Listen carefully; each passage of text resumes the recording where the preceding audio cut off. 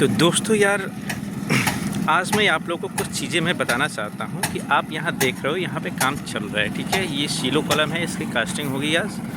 और ये हमारा कंक्रीट का टीम है जो कंक्रीटिंग करते हैं। उधर आपको देखने को मिलेगा, उधर मैसन वगैरह मिलेंगे, फिनिशिंग कारपेंटर मिलेंगे। और इधर देख लो आप, इधर ये ब्रिक वगैरह का काम चल रहा है। ठीक है, एक बात आप ध्यान से देखो, आप जितने भी इसमें जो वर्कर हैं ये सब किधर के हैं? यूपी, बिहार और बांग्लादेश। ठीक है, इंडिया से ही हैं और बांग्लादेश से हैं, लेकिन मेन कहाँ से हैं? तो ये यूपी, बिहार और कहाँ के हैं?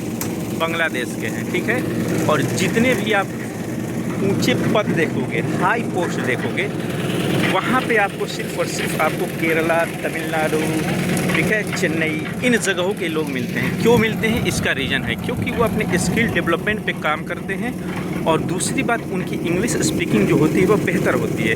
अब आप कितने भी बड़े जानकार हो, कितने भी बड़े से बड़े इंजीनियर हो, अगर आपको इंग्लिश अगर नहीं आती है तो आप डिज़र्व नहीं करते हो इधर। ठीक है, आपका सिलेक्शन नहीं होगा। आप कितने भी बड़े जानकार हो, उससे कोई मतलब नहीं है। लेकिन सबसे बड़ी बात क्या है कि आपको क्या चाहिए कि आपको इंग्लिश ज़रूर आना चाहिए। दूसरा, आप अपने स्किल पे काम करो।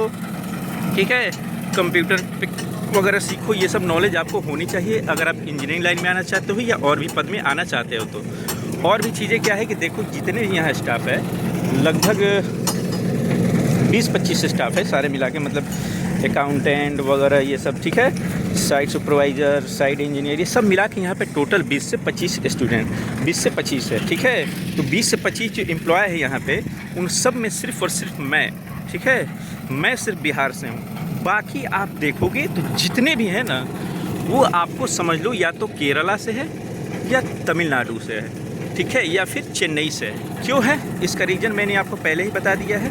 उनकी जो इंग्लिश स्पीकिंग होती है वो बेहतर होती है। ठीक है, वो चीज़ों को समझते हैं और अपना स्किल पे वो काम करते हैं, इसलिए।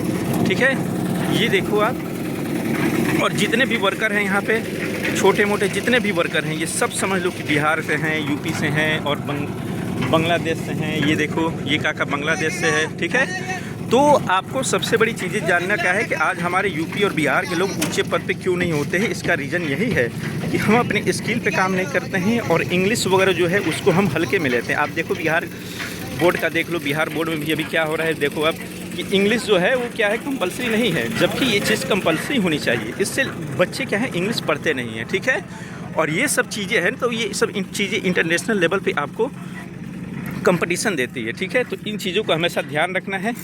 ये हमारे बिहार से ही हैं। कहाँ से हैं भैया? बिहार से, बेतिया से। ठीक है, बेतिया से ही है। और इनसे पूछ लो आप, यहाँ पे टोटल ये बताओ आप कि बिहार के कितने स्टाफ हैं? कौन स्टाफ है सिर्फ बिहार का? बिहार का सब स्टाफ। सिर्फ बिहार का स्टाफ कौन है? बिहार का मैं भी हूँ, ये भी है, अफसर भाई, संजय भाई, बहुत सारे। ठीक है, ये बिहार का इधर सारे आदमी हैं, लेकिन स्टाफ के रूप में जो इंजीनियर के रूप में है वो कौन है? बस अफसर भाई। हाँ, मैं हूँ सिर्फ, और कोई नहीं है। क्यों नहीं है? क्योंकि इसका रीज़न है क्योंकि आप पढ़ते नहीं हो, आप फोकस नहीं करते हो अपने इंग्लिश पे, अपने स्किल पे। इसलिए क्या है, बिहार और यूपी के लोग अभी पीछे हैं। ठीक है, तो इन चीज़ों को हमें ध्यान रखना है। और बाकी ठीक है, बाकी आप सीखो चीज़ें, इंग्लिश स्ट्रॉन्ग करो, स्किल डेवलपमेंट करो, नई नई चीज़ सीखो। ठीक है, फिर आप भी आगे बढ़ोगे।